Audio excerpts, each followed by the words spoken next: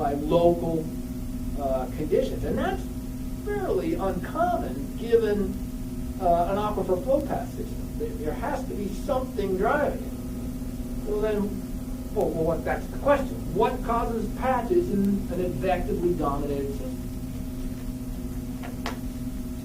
By the way, advection is a generic term for bulk movement. It's a bulk movement of heat, so you call it convection. But in this case, it's bulk movement of water.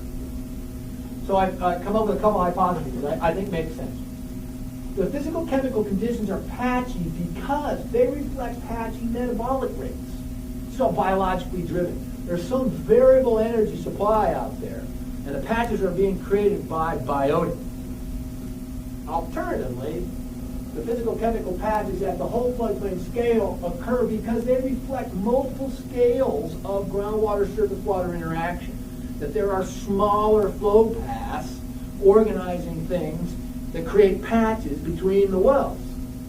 These aren't mutually exclusive. There's no reason that they both can't both offer. I'm going to focus on the evidence we have that supports predictions from the biological origin of patches.